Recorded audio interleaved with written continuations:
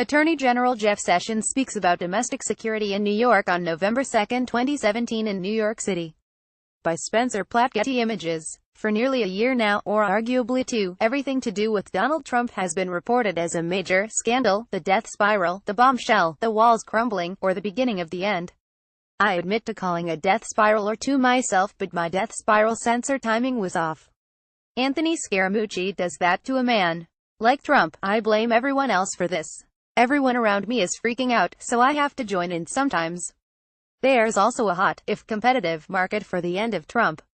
Trump is reliably unhinged, so the evidence is always at hand. But today's quick take will be an attempt, not the first, to talk people down. The week started with an indictment of Paul Manafort and one of his associates for what looks like obvious corruption. It was accompanied by the indictment of Loto mid-level campaign advisor George Papadopoulos, who seems to have done nothing illegal before perjuring himself to the FBI, which he seems to have done blatantly and idiotically. Spare some sympathy for a young ambitious guy whose career has been ruined over this. Then came articles suggesting, again, that Attorney General Jeff Sessions must have committed perjury when he told Senator Al Franken back in January that he did not have communications with the Russians. Or when he later said, "I have never met with or had any conversations with any Russians or any foreign officials concerning any type of interference with any campaign or election. Further, I have no knowledge of any such conversations by anyone connected to the Trump campaign." Since Papadopoulos was in touch with Russians, and so was campaign advisor Carter Page, then Sessions, goes the argument, was perjuring himself. All of this is, once again, overblown. It's not the end of Donald Trump. It's not the end of Jeff Sessions either. And it shouldn't be. At least not over this. Trump has many fights left to fight, and if there's evidence that he colluded with Russia in any meaningful way, it has yet to emerge in anything like the form that people once seemed to expect. Trump could be ousted from office for all sorts of reasons, including that of losing his sanity altogether, a risk that on some days seems acute, but coordination with Moscow seems less and less likely to be the reason, not more so. Obstruction of justice remains a greater threat. But let's go to Jeff Sessions. Yes, Sessions heard, and shot down, a suggestion from Papadopoulos of setting up a meeting between Trump and Putin, something that obviously wouldn't be secret, were it to take place. It's hardly a discussion of interference.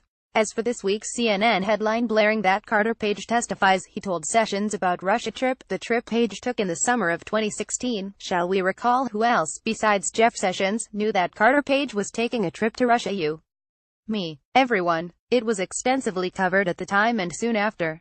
Page's speech is available on YouTube. Sessions would have been insane to try to hide it. There's a grand irony to all of this. Liberals hate Jeff Sessions for being an ally of Donald Trump. Donald Trump hates Jeff Sessions for not being enough of an ally to Donald Trump. If the ruckus that liberals raise manages to get Sessions to resign or be fired, the person happiest about it will be Donald Trump. A few months ago, Trump was furious at Sessions for failing to gum the works of the Russia probe, and he was eager to fire him. Today, Trump is less inclined to do so. He knows that Breitbart and the deplorables would hate that, as would congressional Republicans. But Trump wouldn't miss Sessions if he were gone. He could install someone who's much more inclined to be a corner-cutting crony, someone like Chris Christie, or worse.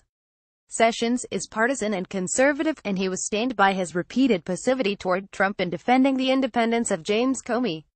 But he basically plays by the rules.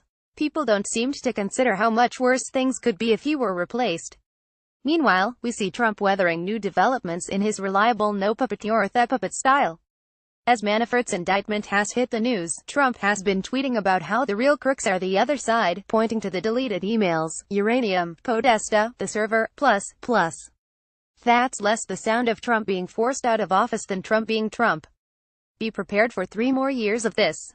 Maybe more. Sorry. More unnerving is that Trump has been asking the justice system to become an arm of partisan warfare and aim itself at Trump's enemies. Everybody is asking why the Justice Department and FBI isn't looking into all of the dishonesty going on with crooked Hillary the Dems, he tweeted early Friday, adding on more urgings in the same vein. But, frankly, we're getting used to this, too, and we're seeing signs that Trump's own people likewise tune it out. This is how Trumpian collusion looks in real life. It's announced in plain view, as subtle as a granite axe, and startling. Compared to subterfuge and subversion, though, it's less sinister. Fortunately, it's also less effective.